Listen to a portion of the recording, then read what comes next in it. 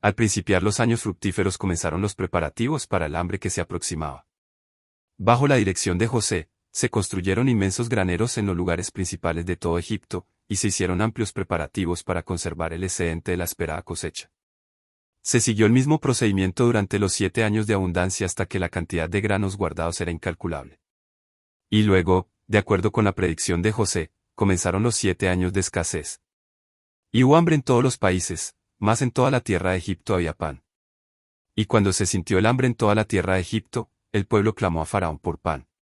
Y dijo Faraón a todos los egipcios, id a José, y haced lo que él os dijere. Y el hambre estaba por toda la extensión del país. Entonces abrió José todo granero donde había, y vendía a los egipcios. El hambre se extendió a la tierra de Canaán, y fue muy severa en la parte del país donde moraba Jacob. Habiendo oído hablar de la abundante provisión hecha por el rey de Egipto, 10 de los hijos de Jacob se trasladaron allá para comprar granos. Al llegar, los llevaron a ver al virrey, y juntamente con otros solicitantes se presentaron ante el gobernador de la tierra. Y se inclinaron ante el rostro a tierra. José, pues, conoció a sus hermanos, pero ellos no le conocieron. Su nombre hebreo había sido cambiado por el que le había puesto el rey, y había muy poca semejanza entre el primer ministro de Egipto y el mancebo a quien ellos habían vendido a los ismaelitas. Al ver a sus hermanos inclinándose y saludándole con reverencias, José recordó sus sueños, y las escenas del pasado se presentaron vivamente ante él. Su mirada penetrante, al examinar el grupo, descubrió que Benjamín no estaba entre ellos. Habría sido él también víctima de la traicionera crueldad de aquellos hombres rudos. Decidió averiguar la verdad. Espías sois, les dijo severamente, por verlo descubierto del país habéis venido. Contestaron ellos, no, señor mío, mas tus siervos han venido a comprar alimentos. Todos nosotros somos hijos de un varón, somos hombres de verdad, tus siervos nunca fueron espías. José deseaba saber si todavía tenían el mismo espíritu arrogante que cuando él estaba con ellos, y también quería obtener alguna información respecto a su hogar. No obstante, sabía muy bien cuán engañosas podían ser las declaraciones que ellos hicieran. Los acusó de nuevo, y contestaron, tus siervos somos 2 hermanos, hijos de un varón en la tierra de Canaán, y aquí el menor está hoy con nuestro padre, y otro no aparece. Fingiendo dudar de la veracidad de lo que decían y considerarlos aún como espías, el gobernador declaró que los probaría, exigiendo que permanecieran en Egipto hasta que uno de ellos fuese a traer a su hermano menor. Si no consentían en hacer esto, serían tratados como espías. Pero los hijos de Jacob no podían aceptar tal arreglo, puesto que el tiempo que se necesitaba para cumplirlo haría padecer a sus familias por falta de alimento, y cuál de ellos emprendería el viaje solo, dejando a sus hermanos en la prisión. ¿Cómo haría frente a su padre en tales circunstancias? Parecía posible que se los condenara a muerte o que se los hiciera esclavos, y si traían a Benjamín, tal vez sería solo para que participara de la suerte de los demás hermanos. Decidieron permanecer allí y sufrir juntos, más bien que aumentar la tristeza de su padre con la pérdida del único hijo que le quedaba.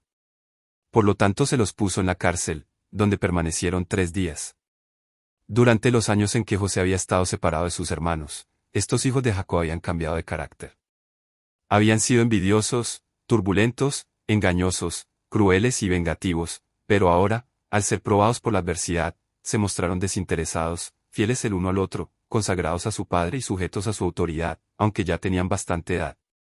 Los 3 días que pasaron en la prisión egipcia fueron para ellos de amarga tristeza, mientras reflexionaban en sus pecados pasados.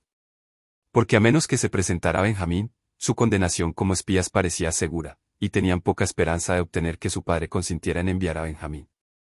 Al tercer día, José hizo llevar a sus hermanos ante él. No se atrevía a detenerlos por más tiempo. Su padre y las familias que estaban con él podían estar sufriendo por la escasez de alimentos.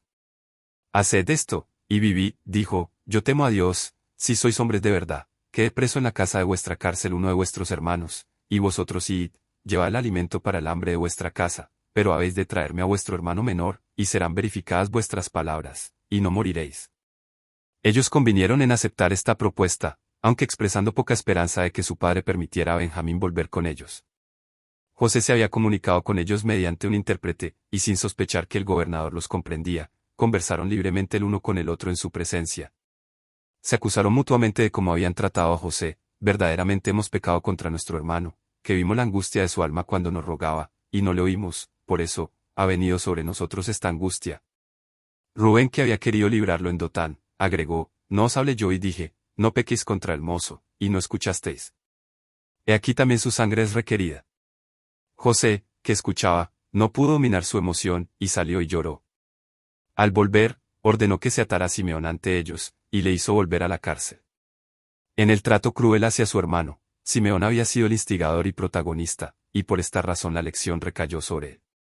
Antes de permitir la salida de sus hermanos, José ordenó que se les diera abundancia de cereal, y que el dinero de cada uno fuera puesto secretamente en la boca de su saco.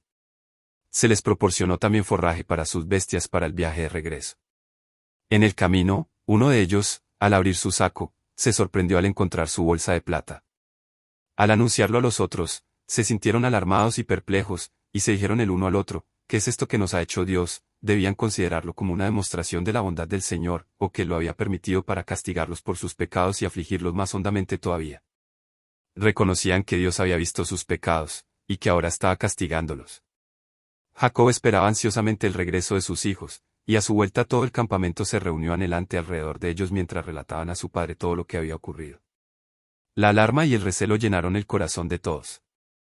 La conducta del gobernador egipcio sugería algún mal propósito, y sus temores se confirmaron, cuando al abrir los sacos cada uno encontró su dinero. En su angustia el anciano padre exclamó, «Me habéis privado de mis hijos, José no parece, ni Simeón tampoco, y a Benjamín le llevaréis, contra mí son todas estas cosas». Rubén respondió, «Harás morir a mis dos hijos, si no te lo volviere, entrégalo en mi mano, que yo lo volveré a ti». Estas palabras temerarias no aliviaron la preocupación de Jacob.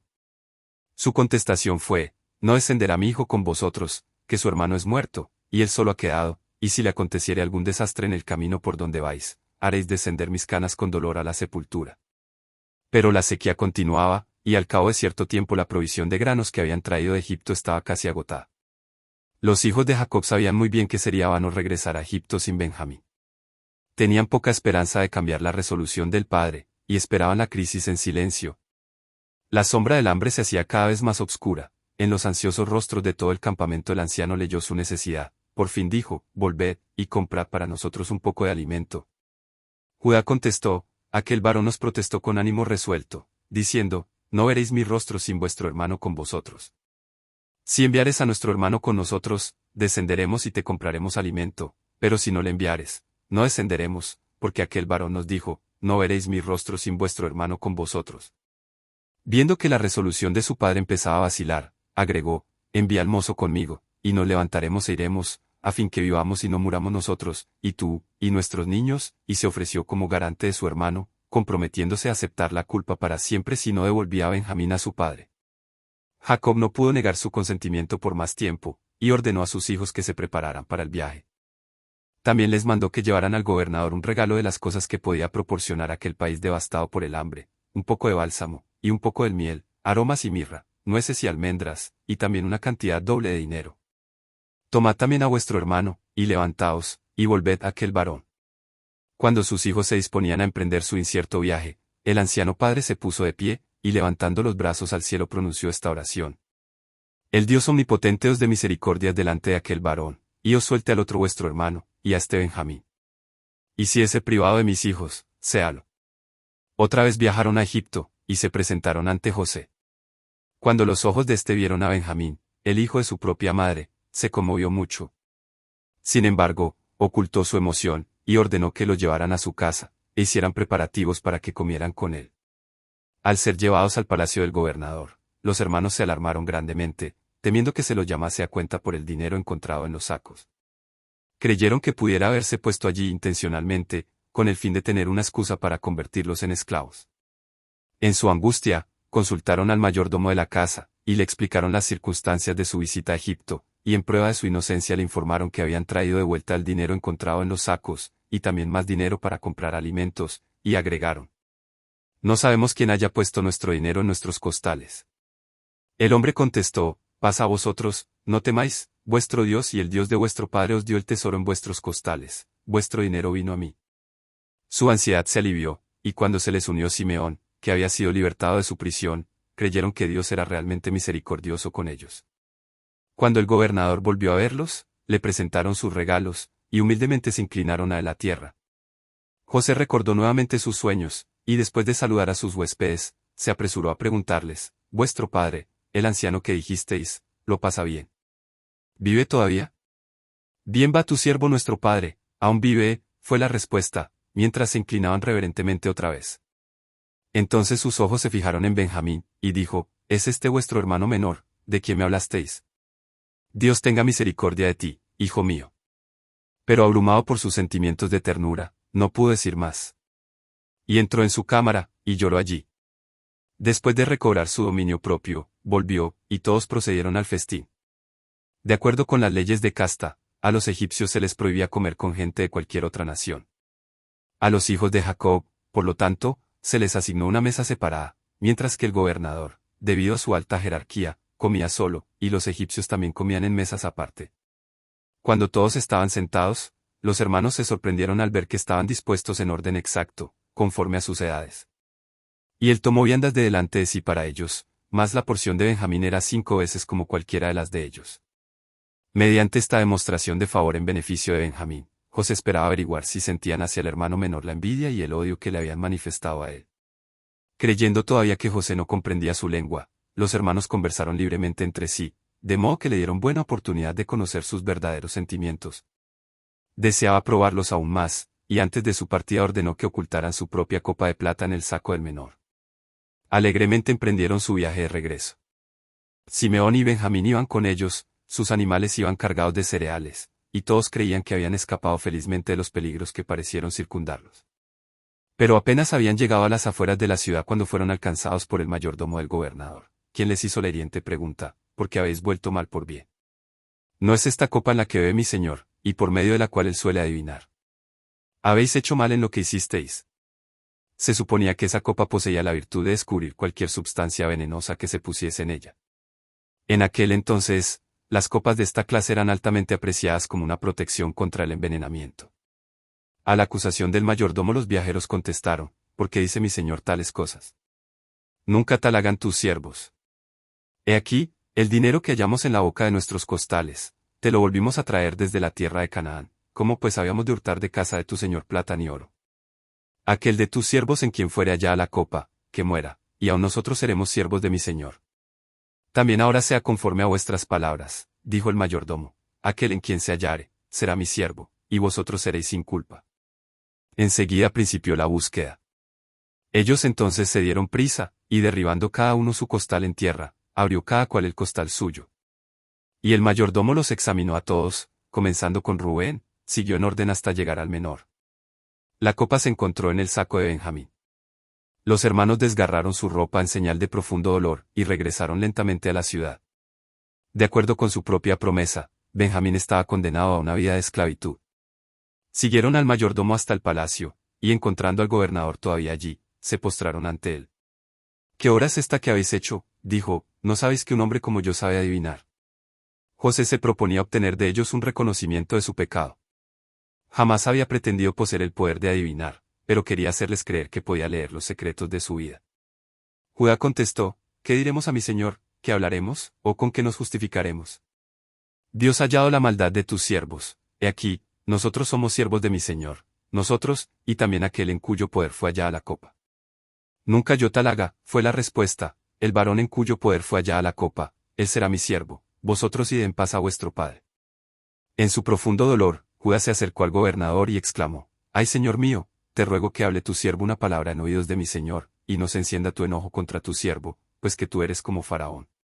Con palabras de conmovedora elocuencia describió el profundo pesar de su padre por la pérdida de José, y su aversión a permitir que Benjamín fuese con ellos a Egipto, pues era el único hijo que le quedaba de su madre Raquel, a quien Jacob había amado tan tiernamente. Ahora, pues, dijo él, cuando llegare yo a tu siervo mi padre, y el mozo no fuere conmigo, como su alma está ligada al alma de él, sucederá que cuando no vea al mozo, morirá, y tus siervos harán descender las canas de tu siervo nuestro padre con dolor a la sepultura. Como tu siervo salió por fiador del mozo con mi padre, diciendo, si no te lo volviere, entonces yo seré culpable para mi padre todos los días, te ruego por tanto que quede ahora tu siervo por el mozo por siervo de mi señor, y que el mozo vaya con sus hermanos. Porque, ¿cómo iré yo a mi padre sin el mozo? No podré, por no ver el mal que sobrevendrá a mi padre. José estaba satisfecho. Había visto en sus hermanos los frutos del verdadero arrepentimiento. Al oír el noble ofrecimiento de Judá, ordenó que todos excepto estos hombres se retiraran. Entonces, llorando en alta voz, exclamó, yo soy José, vive aún mi padre. Sus hermanos permanecieron inmóviles, mudos de temor y asombro. El gobernador de Egipto era su hermano José, a quien por envidia habían querido asesinar, y a quien por fin habían vendido como esclavo. Todos los tormentos que le habían hecho sufrir pasaron ante ellos. Recordaron cómo habían menospreciado sus sueños, y cómo habían luchado por evitar que se cumplieran. Sin embargo, habían participado en el cumplimiento de esos sueños, y ahora estaban por completo en su poder, y sin duda alguna, él se vengaría del daño que había sufrido.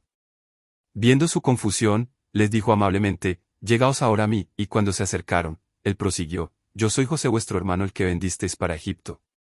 Ahora pues, no os entristezcáis, ni os pese de haberme vendido acá, que para preservación de vida me envió Dios delante de vosotros.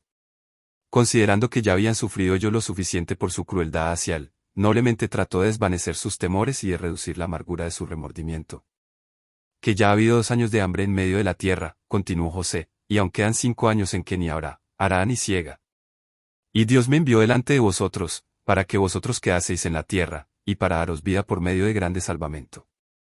Así pues, no me enviasteis vosotros acá, sino Dios, que me ha puesto por padre de Faraón, y por señor de toda su casa, y por gobernador en toda la tierra de Egipto. Daos priesa, id a mi padre y decidle, así dice tu hijo José, Dios me ha puesto por señor de todo Egipto, ven a mí, no te detengas, y habitarás en la tierra de Gosén, y estarás cerca de mí, tú y tus hijos, y los hijos de tus hijos, tus ganados y tus vacas, y todo lo que tienes. Y allí te alimentaré, pues aún quedan 5 años de hambre, porque no perezcas de pobreza tú y tu casa, y todo lo que tienes, y aquí, vuestros ojos ven, y los ojos de mi hermano Benjamín, que mi boca os habla. Y se echó sobre el cuello de Benjamín su hermano, y lloró, y también Benjamín lloró sobre su cuello. Y besó a todos sus hermanos, y lloró sobre ellos, y después sus hermanos hablaron con él. Confesaron humildemente su pecado, y le pidieron perdón. Durante mucho tiempo habían sufrido ansiedad y remordimiento, y ahora se regocijaron de que José estuviera vivo. La noticia de lo que había ocurrido llegó pronto a oídos del rey, quien, anheloso de manifestar su gratitud a José, confirmó la invitación del gobernador a su familia, diciendo, «El bien de la tierra de Egipto será vuestro». Los hermanos de José fueron enviados con gran provisión de alimentos y carruajes, y todo lo necesario para trasladar a Egipto a todas sus familias y las personas que dependían de ellas. José hizo regalos más valiosos a Benjamín que a los otros hermanos. Luego, temiendo que sobrevinieran disputas entre ellos durante el viaje de regreso, cuando estaban por partir les dio el encargo, no riñáis por el camino. Los hijos de Jacob volvieron a su padre con la grata noticia, José vive aún, y él es señor en toda la tierra de Egipto. Al principio el anciano se sintió abrumado. No podía creer lo que oía, pero al ver la larga caravana de carros y animales cargados, y a Benjamín otra vez con él, se convenció, y en la plenitud de su regocijo, exclamó, «Basta, José mi hijo vive todavía, iré, y le veré antes que yo muera». Queda otro acto de humillación para los 10 hermanos.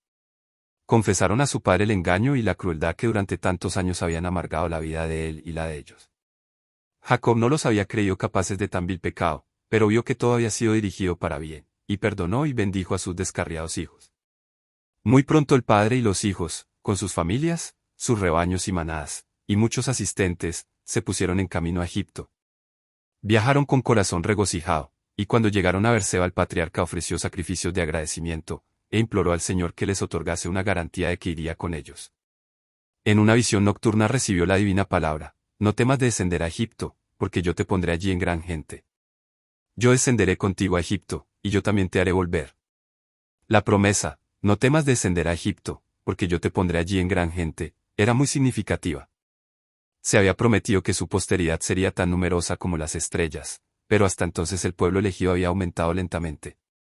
Y la tierra de Canaán no ofrecía en ese tiempo campo propicio para el desarrollo de la nación que se había predicho.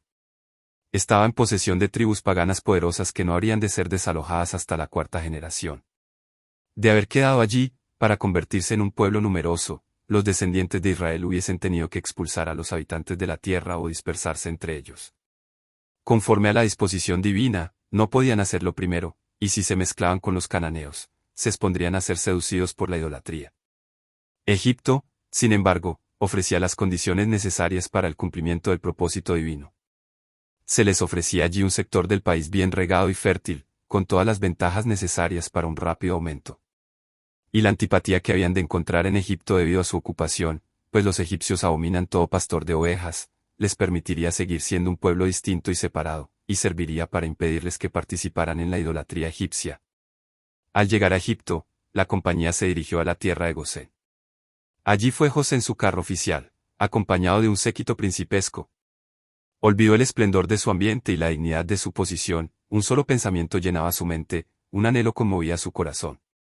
Cuando divisó la llegada de los viajeros, no pudo ya reprimir el amor cuyos anhelos había sofocado durante tan largos años. Saltó de su carro, y corrió a dar la bienvenida a su padre. Se echó sobre su cuello, y lloró sobre su cuello bastante. Entonces Israel dijo a José, muera yo ahora, ya que he visto tu rostro, pues aún vives. José llevó a 5 de sus hermanos para presentarlos a Faraón, y para que se les diera la tierra en que iban a establecer sus hogares. La gratitud hacia su primer ministro induciría al monarca a honrarlos con nombramientos para ocupar cargos oficiales, pero José, leal al culto de Jehová, trató de salvar a sus hermanos de las tentaciones a que se expondrían en una corte pagana, por consiguiente, les aconsejó que cuando el rey les preguntase, le dijesen francamente su ocupación. Los hijos de Jacob siguieron este consejo, teniendo cuidado también de manifestar que habían venido a morar temporalmente en la tierra, y no a permanecer allí, reservándose de esa manera el derecho de marcharse cuando lo desearan. El rey les asignó un lugar, como había ofrecido, en lo mejor del país, en la tierra de Gosén. Poco tiempo después, José llevó también a su padre para presentarlo al rey. El patriarca era extraño al ambiente de las cortes reales, pero en medio de las sublimes escenas de la naturaleza había tenido comunión con el monarca más poderoso, y ahora con consciente superioridad, alzó las manos y bendijo a Faraón. En su primer saludo a José, Jacob habló como si con esta conclusión jubilosa de su largo dolor y ansiedad, estuviese listo para morir. Pero todavía se le otorgaron 17 años en el quieto retiro de Gosén. Estos años fueron un feliz contraste con los que los habían precedido. Jacob vio en sus hijos evidencias de un verdadero arrepentimiento.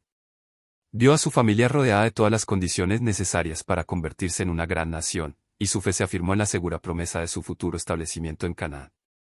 Él mismo estaba rodeado de todas las demostraciones de amor y favor que el primer ministro de Egipto podía dispensar, y feliz en la compañía de su hijo por tanto tiempo perdido, descendió quieta y apaciblemente al sepulcro.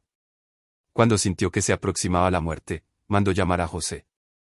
Aferrándose siempre con firmeza a la promesa de Dios referente a la posesión de Canaán, dijo, te ruego que no me entierres en Egipto. Mas cuando durmiere con mis padres, llevarme has de Egipto, y me sepultarás en el sepulcro de ellos. José prometió hacerlo, pero Jacob no estaba satisfecho con esto, le pidió que le jurara solemnemente que le enterraría junto a sus padres en la cueva de Macpela. Otro asunto importante exigía atención, los hijos de José habían de ser formalmente recibidos entre los hijos de Israel. A la última entrevista con su padre, José llevó consigo a Efraín y Manasés. Estos jóvenes estaban ligados por parte de su madre a la orden más alta del sacerdocio egipcio, y si ellos eligieran unirse a los egipcios, la posición de su padre les abriría el camino a la opulencia y la distinción. Pero José deseaba que ellos se unieran a su propio pueblo. Manifestó su fe en la promesa del pacto, en favor de sus hijos, renunciando a todos los honores de la corte egipcia a cambio de un lugar entre las despreciadas tribus de pastores a quienes se habían confiado los oráculos de Dios. Dijo Jacob, y ahora tus 2 hijos Efraín y Manasés, que te nacieron en la tierra de Egipto, antes que viniese a ti a la tierra de Egipto, míos son, como Rubén y Simeón, serán míos. Habían de ser adoptados como sus propios hijos, y llegarían a ser jefes de tribus separadas. De esa manera uno de los privilegios de la primogenitura, perdida por Rubén, había de recaer en José, a saber, una porción doble en Israel. La vista de Jacob estaba debilitada por la edad, y no se había dado cuenta de la presencia de los jóvenes, pero al ver sus siluetas, dijo, ¿quiénes son estos? Al saberlo, agregó, allégalos ahora a mí, y los bendeciré. Al acercársele, el patriarca los abrazó y los besó, poniendo sus manos solemnemente sobre sus cabezas para bendecirlos. Entonces pronunció la oración, el Dios en cuya presencia anduvieron mis padres Abraham e Isaac, el Dios que me mantiene desde que yo soy hasta este día, el ángel que me liberta de todo mal, bendiga a estos mozos, y mi nombre sea llamado en ellos, y el nombre de mis padres Abraham e Isaac, y multipliquen en gran manera en medio de la tierra. No había ya en el espíritu de autoindependencia, ni confianza en los arteros poderes humanos. Dios había sido su guardador y su sostén. No se quejó de los malos días pasados. Ya no consideraba sus pruebas y dolores como cosas que habían obrado contra él. Su memoria solo evocó la misericordia y las bondades del que había estado con él durante toda su peregrinación. Terminada la bendición, dejando para las generaciones venideras que iban a pasar por largos años de esclavitud y dolor este testimonio de su fe, Jacob le aseguró a su hijo, he aquí, yo muero, mas Dios será con vosotros, y os hará volver a la tierra de vuestros padres. Por fin todos los hijos de Jacob se reunieron alrededor de su lecho de muerte. Jacob llamó a sus hijos y dijo, Juntaos y oíd, hijos de Jacob, y escuchad a vuestro padre Israel. Y os declararé lo que os ha de acontecer en los postreros días. A menudo había pensando ansiosamente en el futuro de sus hijos, y había tratado de concebir un cuadro de la historia de las diferentes tribus. Ahora, mientras sus hijos esperaban su última bendición, el espíritu de la inspiración se posó sobre él, y se presentó ante él en profética visión el futuro de sus descendientes. Uno después de otro, mencionó los nombres de sus hijos, describió el carácter de cada uno, y predijo brevemente la historia futura de sus tribus. Rubén, tú eres mi primogénito, mi fortaleza, y el principio de mi vigor, principal en dignidad, principal en poder. Así describió el padre la que debió haber sido la posición de Rubén como hijo primogénito, pero el grave pecado que cometiera en edad le había hecho indigno de la bendición de la primogenitura. Jacob continuó. Corriente como las aguas, no seas el principal. El sacerdocio fue otorgado a Leví, el reino y la promesa mesiánica a Judá, y la doble porción de la herencia a José. Nunca ascendió la tribu de Rubén a una posición eminente en Israel, no fue tan numerosa como la de Judá, la de José, o la de Dan, y se contó entre las primeras que fueron llevadas en cautiverio. Simeón y Leví seguían en edad a Rubén. Ambos se habían unido en su crueldad contra los siquemitas, y también habían sido los más culpables en la venta de José. Acerca de ellos se declaró: Yo los apartaré en Jacob, y los esparciré en Israel. Cuando se hizo el censo de Israel poco antes de su entrada a Canaán, la tribu de Simeón resultó la más pequeña. Moisés, en su última bendición, no aludió a Simeón. Al establecerse en Canaán, esta tribu recibió solo una pequeña porción de la parte de Judá, y las familias que después se hicieron poderosas formaron distintas colonias, y se establecieron fuera de las fronteras de la Tierra Santa. Leví tampoco recibió herencia, excepto 48 ciudades diseminadas en diferentes partes de la tierra. En el caso de esta tribu, sin embargo, su fidelidad a Jehová, cuando las otras tribus apostataron, mereció que fuera apartada para el servicio sagrado del santuario, y de esa manera la maldición se trocó en bendición. Las más altas bendiciones de la primogenitura se transfirieron a Judá. El significado del nombre, que quiere decir alabanza, se describe en la historia profética de esta tribu. Judá, alabarte en tus hermanos, tu mano en la cerviz de tus enemigos, los hijos de tu padre se inclinarán a ti. Cachorro de león Judá, de la presa subiste, hijo mío, se encorvó, se echó como león, así como león viejo, ¿quién lo despertará? No será quitado el cetro de Judá, y el legislador de entre sus pies, hasta que venga Silo, y al se congregarán los pueblos. El león, rey de la selva, es símbolo apropiado de la tribu de la cual descendió David, y del hijo de David, Silo, el verdadero león de la tribu de Judá, ante quien todos los poderes se inclinarán finalmente, y a quien todas las naciones rendirán homenaje. Para la mayoría de sus hijos Jacob predijo un futuro próspero. Finalmente llegó el nombre de José, y el corazón del padre desbordó al invocar las bendiciones sobre el nazareo de sus hermanos. Ramo fructífero José, ramo fructífero junto a fuente, cuyos vástagos se extienden sobre el muro. Y le causaron amargura, y le asatearon, y le aborrecieron los arqueros, mas su arco quedó en fortaleza, y los brazos de sus manos se corroboraron por las manos del fuerte de Jacob, de allí el pastor y la piedra de Israel, del Dios de tu padre, el cual te ayudará, y del Omnipotente, el cual te bendecirá con bendiciones de los cielos de arriba, con bendiciones del abismo que está abajo, con bendiciones del seno y de la matriz. Las bendiciones de tu padre fueron mayores que las bendiciones de mis progenitores, hasta el término de los collados eternos serán sobre la cabeza de José, y sobre la mollera del nazareo de sus hermanos. Jacob había sido siempre un hombre de profundos y ardientes afectos, su amor por sus hijos era fuerte y tierno, y el testimonio que dio de ellos en su lecho de muerte no fue expresión de parcialidad ni resentimiento. Había perdonado a todos, y los amó a todos hasta el fin.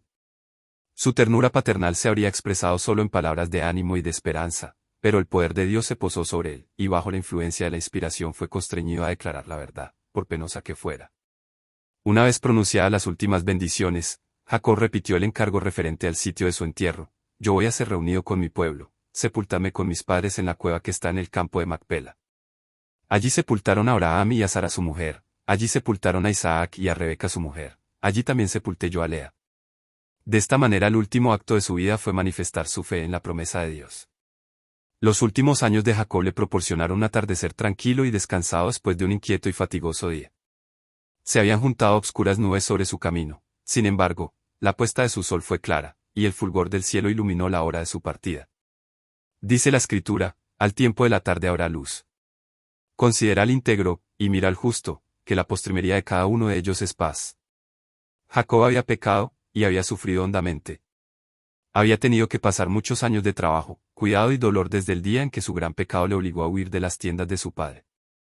Había sido fugitivo sin hogar, separado de su madre a quien nunca volvió a ver, trabajó 7 años por la que amó, solo para ser vilmente defraudado, trabajó 20 años al servicio de un pariente codicioso y rapaz, vio aumentar su riqueza y crecer a sus hijos en su derredor, pero halló poco regocijo en su contenciosa y dividida familia. Se sintió dolorido por la vergüenza de su hija, por la venganza de los hermanos de esta, por la muerte de Raquel, por el monstruoso delito de Rubén, por el pecado de Judá, por el cruel engaño y la malicia perpetrada en José.